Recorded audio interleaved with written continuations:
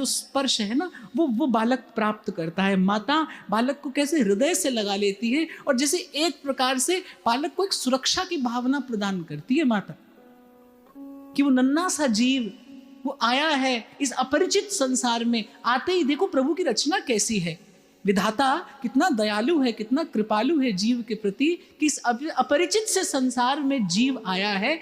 आते ही सबसे पहले माता का स्पर्श प्रभु प्रदान कराते हैं। और माता के स्पर्श में भाई दैवी शक्ति है, माता के स्पर्श मात्र में दैवी शक्ति है। कुछ तो ऐसा है माता के स्नेह में कि जब परमात्मा की भी स्तुति की जाती है तो सबसे पहले क्या कहा जाता है, त्वमेव माता, पिता त्वमेव माता।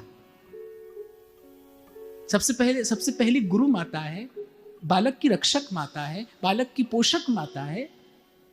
लेकिन याज्ञसेनी तो आविर्भूत हुई यज्ञ की वेदी पर, उसके भाग्य में तो इस अपरिचित से संसार में, इस विषम विशैले से संसार में आते ही ये वात्सल्य भरा स्पर्श भी नहीं था।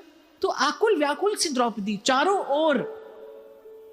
ओर अग्नि की शिखाएं, मध्य में दमदमाती द्रौपदी की याज्ञसेनी की वो दिव्य देह, उसके मन में उठते हजारों हजार प्रश्न, सहस्रों प्रश्न।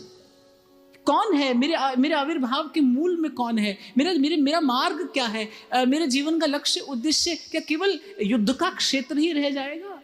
ये दिव्य देह, ये पवित्र जन्म, ये पवित्र भूमि, ऐसे सुंदर कुल में मेरा जन्म हुआ, पर मेरा उद्देश्य क्या है? बस कौंध रहे हैं सहस्र प्रश्न द्रौपदी के मन में। और कहते हैं वहां महाराज द्रुपद ने ऋषियों को संकेत दिया कि आपने पुत्र का नाम दृष्टिद्युम्न रखा, कि अपार बलशाली, आपके शत्रु का नाश करने वाला ये पुत्र होगा, अब शीघ्रता करिए मेरी पुत्री का भी नामकरण कर दीजिए। और कह रहे वहां याज्ञसेनी के मन में उमड़ रहे हैं हजारों व्याकुल कर देने वाले प्रश्न, और ऋषि ऋत्विज एक दूसरे की ओर देखते हुए और कुछ गणना से करके और एक स्वर में बोल पड़ते हैं कि महाराज आपकी पुत्री का नाम होगा कृष्णा कृष्णा कृष्णा। और कहते जैसे ही द्रौपदी के कान में ये शब्द पड़ा, ऐसे लगा जैसे माता ने वात्सल्य भरा चुंबन मेरे मस्तक पर कर दिया हो। वात्सल्य का प्रथम स्पर्श द्रौपदी को प्राप्त हुआ, जैसे कृष्णा नाम का श्रवण द्रौपदी ने किया। और भाई कोई परिचित हो न हो, पर इस नाम में कुछ तो है ना, जो उर अंतर को, जो आपकी अंतर आत्मा को स्पर्श करके उसे सुख, उसे आनंद की अनुभूति कराता है। मन के मधुबन में आस रचासिया। हाँ, बस मैं यही देख रहा था, जैसे गा पढ़ते हो ना, जैसे आप एकदम से गा देते हो, किस लिए? क्योंकि इस नाम के साथ कोई संबंध है आपका, मेरा, हम सबका। मैं कई बार आपसे कहता हूं आप गाइए, आप गा देते हैं, और मैं साथ में आपसे ये भी कहता हूं, आपको स्मरण दिलाने के लिए कहता हूं कि मेरे कहने से आप गा तो देंगे, लेकिन मेरे कहने से आपको सुख मिले ये कोई आवश्यक बात नहीं है। आपको सुख मिलता है क्यों? क्योंकि आपका भी इस नाम के साथ वही संबंध है जो मेरा है, जो इन सब का है।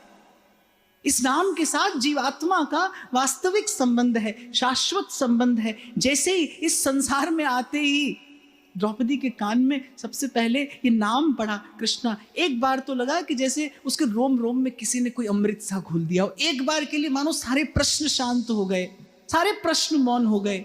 और मुझे ऐसा लगता है भाई, ये तो भक्त के जीवन का अनुभव होता है। कैसी भी परिस्थिति क्यों ना हो, कैसा भी प्रश्न क्यों ना हो, कैसी भी विकटता, कैसी भी प्रतिकूलता क्यों ना हो, पर इस नाम के सन्मुख सब प्राप्त, प्रत्येक प्रतिकूलता इस नाम के सन्मुख आते ही नत हो जाती है। इसीलिए मेरे सूरदास कहते हैं, सूरदास प्रभु तुम्हारी कृपा थे, सूरदास प्रभु तुम्हारी कृपा थे, पाए सुख जो घनेरे, जो हम भले बुरे।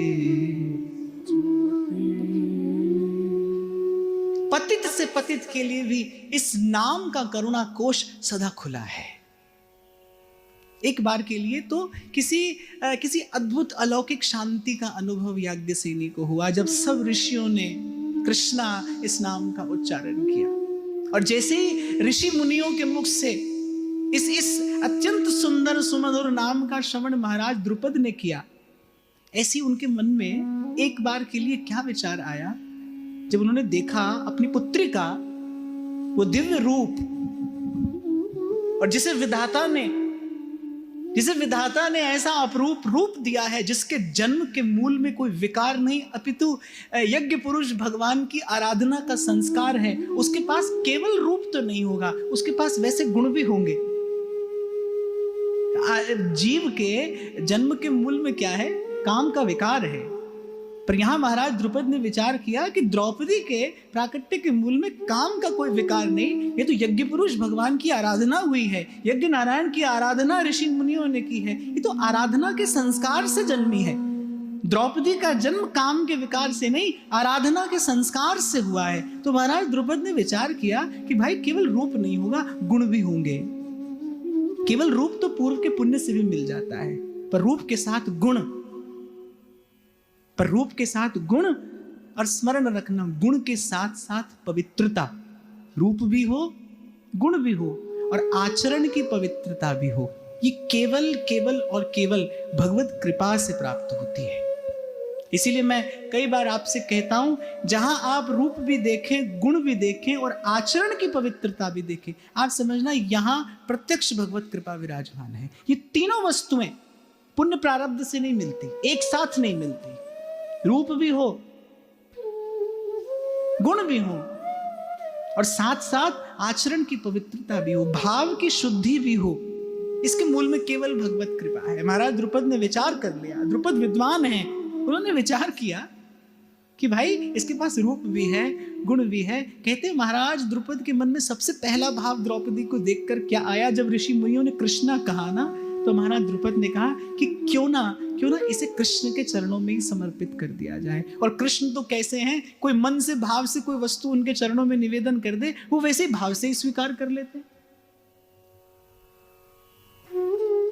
कितने भक्तों के जीवन चरित्र में हम दर्शन करते हैं, कोई सुंदर वस्तु देखी, हो सकता है उसे प्राप्त करने का साधन उस समय नहीं है, पर मन से प्रभु के चरणों में निवेदन कर दिया। तो ऐसे ही मन से महाराज द्रुपद ने द्रौपदी को, कृष्णा को, याज्ञसेनी को श्री कृष्ण के चरणों में निवेदन कर दिया। और कहते कोई वस्तु इतनी सुंदर, इतनी पवित्र, इतनी निर्मल होती है कि देखने वाले को लगता है कि भाई इसका स्थान तो मंदिर है।